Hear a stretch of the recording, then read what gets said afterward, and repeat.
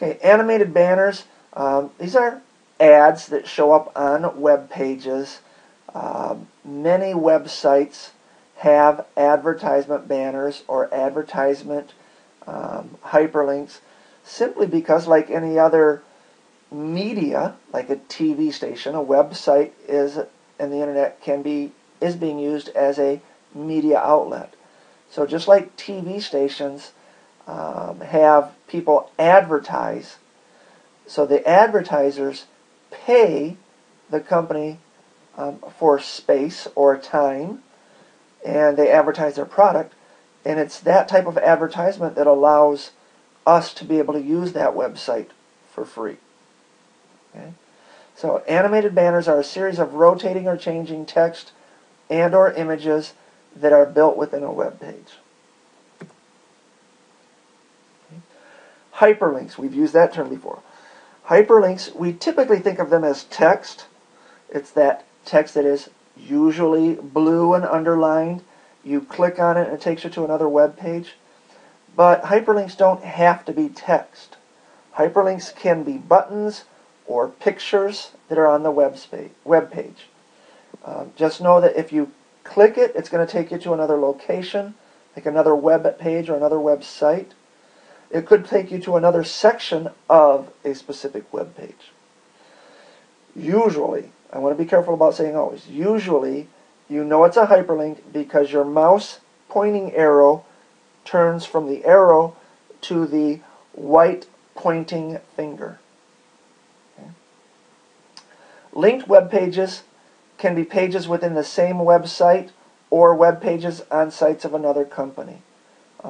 So again, like I said earlier, that hyperlink can take you to another page within this website, or it can take you to a completely different website. Pop-ups.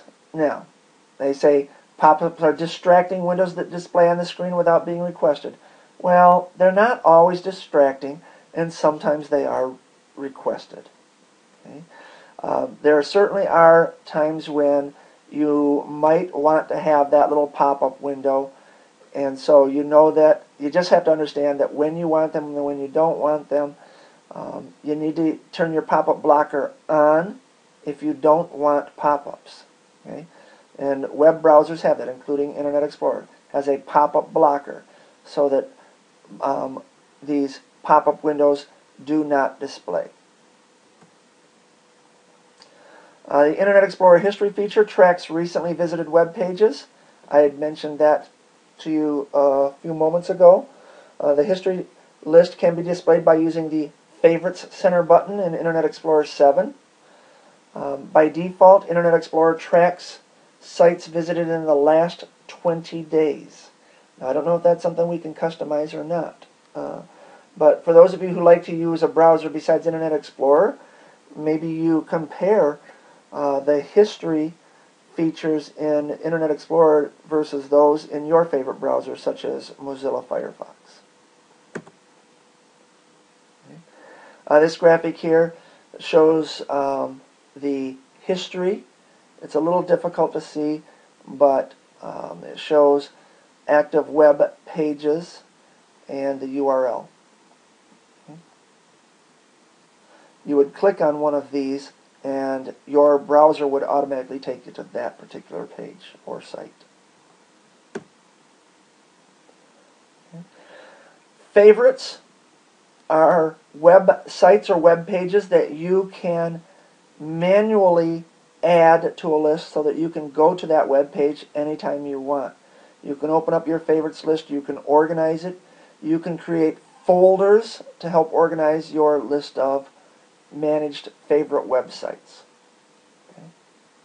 Okay. And here's more on that, organizing your favorites. I use the term managing favorites. It's the organizing your favorites. Again, you can create a folder. There's a new folder button, and you can create a folder. You can rename folders, or you can rename web pages. And let me clarify something. There's a rename button. It doesn't rename the web page. It renames the name of your web page in your folders list. But the actual name of the website doesn't change. You can't change somebody else's website name, but you can change the name as it displays in your favorites list. Okay, there are several websites that allow you to search the internet. And in fact, your browsers, Internet Explorer 7 included, includes a search text box in the upper right corner. And you can set a default search engine or search site for your browser to use.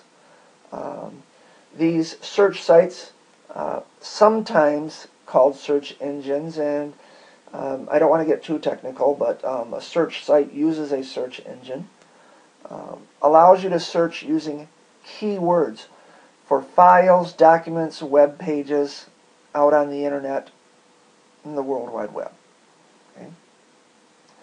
Internet Explorer includes an instant search box that connects to a default search engine, again, Windows Live or possibly Bing, but you can set your default search engine to be any search engine site you would like to use.